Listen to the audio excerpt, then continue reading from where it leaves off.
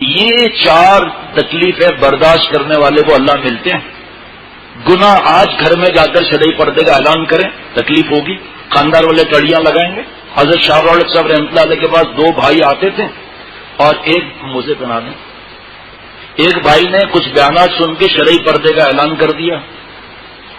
چند دن کے بعد بھائی ملنے آئے کہ بھائی 1 منٹ، پردہ کرا کر بیٹھک میں بٹھایا اور ویسے کھانا جو گھر میں بنتا ہے وہ ہوتا ہے، لیکن اس دن 2-3 چیزیں اور منگوا لیں، میٹھا بھی 2 اور بھی کچھ منگوایا. ابھی اس وقت ڈش کا نام تھوڑی لیں گے کوئی، تو منگوایا. اس نے لقمہ اسٹارٹ کر کے کھایا. بھابھی کہاں ہے؟ منیر کیا حال ہے؟ ٹھیک ہے، اچھا بس کریے تھے نا، بس ٹھیک ہے. بھابھی کہاں ہے؟ کہا بیٹا تو کھانا تو کھا بھائی پہلے. ہر لقمے پر تصویر پڑ رہا ہے بھابھی کہاں ہے، بھابھی کہاں ہے. پھر ٹھاٹ سے کھانا کھلایا، آئس کریم بھی، 7 اپ بھی، چائے بھی. بھابھی کہاں ہے؟ کہا جی دیور بھابھی کے لیے موت ہے، حدیث پاک میں لکھا ہے. میں نے اللہ سے معافیاں مانگ کر جا کے میاں وہاں کھڑے ہو جاؤ بھائی، اس کو اٹھاؤ، وہاں جائیے، کھڑے ہو جائیے جا کر. وہاں پر مسلسل سو رہا ہے، بیٹھنا نہیں. تو جناب دیکھنا بھی نہیں چاہیے کس کو اٹھایا. جس طرح موبائل پکڑا جاتا ہے اور کہاں کر کے جمع ہو جاتے ہیں. کیا ہوا کیا ہوا کیا؟ بیوقوف آدمی تجسس کرنا، ٹو لگانا گناہ ہے. چھوڑو نا، جس کو تمہارا کیا واسطہ ہے، لیکن وہ تجسس کی بیماری ہے. تو بہرحال وہ انہوں نے کہا ہم نے شرعی پردہ کر لیا جو کہ فرض ہے. بھابھی تمہاری نامحرم ہے اور تم اس کے لیے موت ہو. کا بائیکاٹ تو میرے لیے مر گیا، میں تیرے لیے مر گیا. جنازے کو کندھا نہیں دینا، شکل نہیں دیکھنا. تیری شکل دیکھ کر کوئی جنت میں جائیں گے کیا؟ شکل نہیں دیکھنا. ہر وقت منہ پر یہ جملے ہوتے ہیں. دونوں بھائی کیونکہ ایک شیخ سے بیٹھتے تو اس کا مزہ اور ہوتا ہے. سیدھا جا کر بھائی نے حضرت شاہ رولک صاحب رحمۃ اللہ علیہ سے شکایت کر دی. فرمایا میرے پاس بھیجو. کہا بھائی آپ کو حضرت یاد فرما رہے ہیں. کہا اچھا وہ بھی حضرت شاہ رولک صاحب رحمۃ اللہ علیہ. گئے اب پلٹی، وہاں گئے، حضرت شاہ رولک صاحب نے بٹھایا. کیا حال ہے؟ اچھا حال ہے. بھائی سے ملنے گئے تھے؟ کہا جی حضرت ملنے گیا تھا. بھائی نے بٹھایا؟ حضرت بٹھایا. کھانا بھی کھلایا؟ کہا حضرت کھانا بھی کھلایا. بڑھیا یا ایسے ہی؟ حضرت لش بش کھلایا، ٹنا ٹن بڑھیا کھلایا. پھر آپ ناراض کیوں ہیں؟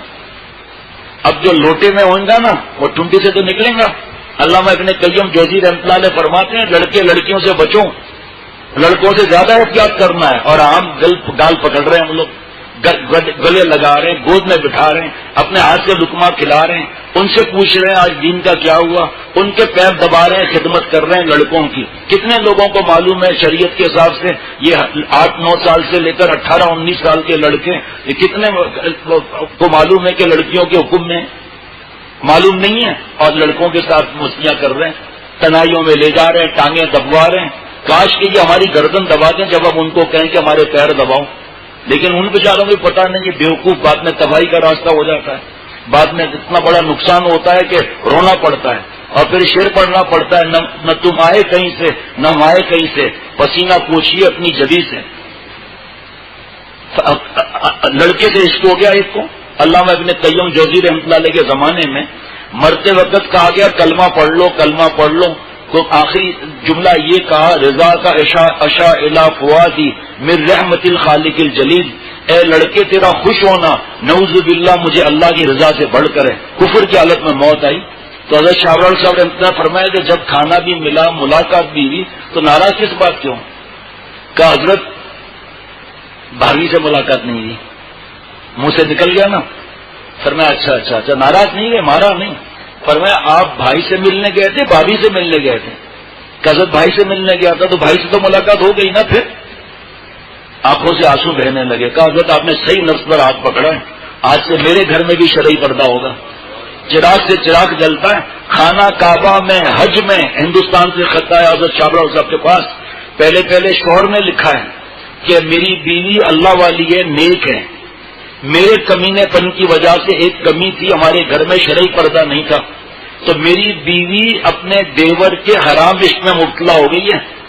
اور نیچے اس خاتون کا خط تھا اور کہا میں آنسوؤں کے ساتھ خط لکھ رہی ہوں. یہ اختیار میں تھوڑی ہوتا ہے انسان کے نکلنا، اس کے تو علاج کرانا پڑتا ہے، اصلاح کرانی ہوتی ہے. حضرت شاہ رولک صاحب نے لکھا کہ دعا کرتا ہوں حضرت والا کے نام سے لکھا کہ شیخ العرب العجم عارف باللہ حضرت مولانا شاکی محمد اختر صاحب رحمۃ اللہ کی کتاب روح کی بیماریاں ان کا علاج پڑھو.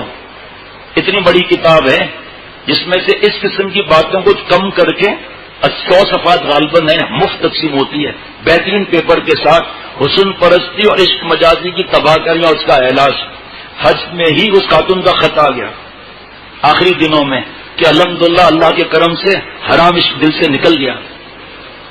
کوشش تو کریں. اب آخری بات جو عرض کیا تھا کہ اتنے سب محنتوں کے باوجود آسمان سے 3 نعمت نہیں آتی تو اللہ تعالیٰ کی جب وہ 3 نعمتیں نہیں آئیں گی میں ہوں یا کوئی بھی ہو کوئی اللہ والا نہیں بن سکتا اور اس کو روز مانگنا ہے. حضرت والا ہم سے فرماتے تھے ہر نماز کے بعد مانگنا اور بھول گئے چلتے ہوئے مانگ لو. کیا آسمان سے کیا فیصلہ آ رہا ہے؟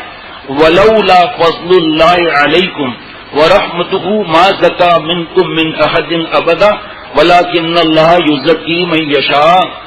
اے صحابہ اگر میرا فضل اور میری رحمت نہ ہو تم میں سے کوئی توبہ کر کے پاک صاف نہیں ہو سکتا اور اگر ہم چاہیں ہماری مشیت ارادہ ہو تو کوئی بھی توبہ کر کے پاک صاف ہو سکتا ہے. کوئی بھی پاک صاف ہو سکتا ہے توبہ کر کے. تو اللہ سے مانگنا چاہیے کہ اے اللہ آپ کے فضل سے میں آپ کا فضل مانگتا ہوں, آپ کی رحمت سے میں آپ کی رحمت مانگتا ہوں, آپ کے فضل و رحمت سے میں آپ کی مشیت مانگتا ہوں. کتنی دیر لگی. اور جو جس کے واقعے ایک ایک کر کے آپ سن رہے ہیں کہ اللہ جس فرما دے آپ کے فضل سے میں آپ سے جس کی بھیک مانگتا ہوں, آپ کے فضل سے آپ کا فضل, آپ کی رحمت سے آپ کی رحمت, آپ کے فضل و رحمت سے آپ کی مشیت مانگتا ہوں اپنے لیے, اپنے اولاد کے لیے, اپنے گھر کے لیے, گھر کے سب افراد کے لیے, اپنے دوستوں کے لیے, حاضرین کے لیے, غائبین کے لیے اور پورے دنیا کے مسلمانوں کے لیے اور ہماری اولاد اور قیامت تک کی ضروریات کے لیے مانگتا ہوں. محروم نہ فرما آپ کے خزانے لامحدود ہیں. آپ مسجد اختر میں جتنے بیٹھے ہیں یہ نہیں سارے دنیا کے انسانوں کے لیے آپ فیصلہ فرما دیں تو سب کے سب کلمہ پڑھ کر ایمان لا سکتے ہیں اور ہم مسلمان اللہ والے بن سکتے ہیں. اپنے طاقت سے اپنے بازوؤں کے زور و بازو سے اللہ نہیں ملتے. اللہ سے مانگنا ہے یہ. اور اپنے گناہوں کو دیکھیں میں کس گناہ میں مبتلا ہوں اور جب آئینے میں ہم شکل دیکھیں تو سوچیں کہ میرے جو گناہ ہیں اور یہ جو شکل ہے میری یہ دونوں آپس میں ملتے ہیں. اگر ملتے ہیں تو اور جان کی بازی لڑانا ہے, گناہ نہیں کرنا. اگر نہیں ملتے تو انا للہ و انا الیہ راجعون. آج ہی سے فکر کریں. کیا کوئی کہے ہماری تو داڑھی ہی نہیں ہے تو بھائی رکھ لو داڑھی. ایک مٹھی داڑھی تینوں طرف سے رکھنا واجب ہے. چاول برابر کم کرنا, داڑھی منانا حرام ہے. اور جو پرانے ہیں یا 2-4 بیان سنے وہ آئے تنائی میں وقت لیں اور بتائیں میں داڑھی کیوں نہیں رکھ رہا ہوں. کالج میں لڑکیوں کی وجہ سے یہ لڑکیاں شفاعت دلائیں گی, دفتر کی وجہ سے یہ دفتر ہمارے کو رزق دے گا نعوذ باللہ. آ کے بتایا تو صحیح اپنی لوگ ہنسیں گے, لوگوں کو ہنسنے دو, قیامت کے دن ہمیں رونا نہیں پڑے گا. لوگوں نے انبیاء علیہ الصلوۃ والسلام کو نہیں چھوڑا, صحابہ رضوان اللہ علیہ مجمعین کو نہیں چھوڑا, حضرت امام ابو حنیفہ رحمۃ اللہ علیہ کو جیل جانا پڑا تو لوگ تو نہیں چھوڑیں گے. جو ستائیں گے تو سنت ادا ہوگی, ہمیں ثواب ملے گا.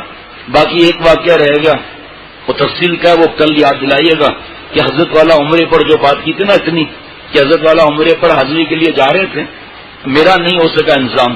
پھر کیا ہوا اللہ اللہ, وہ واقعہ سننے جیسا ہے اور دل سے دعا نکلے گی کہ ایسے اللہ والے سلامت رہیں جو ہمیں اللہ تعالیٰ کے ناراضگی کے کھڈے میں سے گرتے ہوئے بچاتے رہیں. کس طرح حضرت والا نے بڑھاپے میں ہارٹ پیشنٹ, شوگر کے پیشنٹ اور بڑھاپے میں 38 گھنٹے میں عمرے کا سفر کر کے واپس آئے. بیوی کی صحت, ہماری پیرانی صاحبہ کی جو ہے نا صحت کی وجہ سے. آج ہمیں اس کی فکر نہیں ہوتی کہ نام محرم سے باتیں کر رہے ہیں اور دیور بھابھی کے لیے موت ہے, عقل پر عذاب ہے کہ دیور سے باتیں کرنا تنہائی میں. آپ صلی اللہ علیہ وسلم کی ازواج مطہرات کو اللہ تعالیٰ سورہ احزاب میں فرما رہے ہیں اے نبی کی بیویوں اگر صحابہ رضوان اللہ علیہ مجمعین سے شرعی پردے سے بات کرنا ہو پردے کے پیچھے سے بات کرنا. اور آگے لکھا اپنی آواز میں سختی روکھا پن ہونا چاہیے. آج بھابھی صاحبہ بس وہ تنہائی میں مل رہی ہیں. ایک نوجوان تھے وہ نیک تھے, اس کا بھائی باہر ملک کمانے گیا, وہ حضرت کے پاس آئے کہ حضرت بھابھی کہتی ہیں کہ کچن میں میرے ساتھ رات کو رہا کرو, مجھے بلی سے ڈر لگتا ہے. حضرت میں ڈر لگے جو بھی ہے تیرا کوئی واسطہ نہیں ہے. اس جملے میں بدماشی چھپی ہوئی ہے. جو باہر ملکوں میں جاتے ہیں انہیں پتہ ہی نہیں ہے کہ وہ کیا کام کر رہے ہیں. اور موقع نہیں ہے بتانے کا، ورنہ باہر ملک جب جاتے ہیں تو پھر پتہ چلتا ہے کہ کتنی تکلیفوں میں اور کیسی الٹی باتیں کرتے ہیں۔ کاش کہ پتہ چلے کہ دین کتنا پیارا ہے۔ ایک دفعہ میری ماں بہن بہو بیٹیاں بھی سن رہی ہیں، 190 گھروں میں ہماری بہو بیٹیاں اپنے موبائلوں سے بیان سنوا رہی ہیں۔ یہ بیان اس لیے تھوڑی ہے کہ ہم عمل نہ کریں، ہم 190 گھر تقریباً 35-38 گاؤں اور چھوٹے بڑے شہروں میں بیان سنا جا رہا ہے، باقی وہاں پر کمپیوٹر کے ذریعے الگ سنا جا رہا ہے بیان۔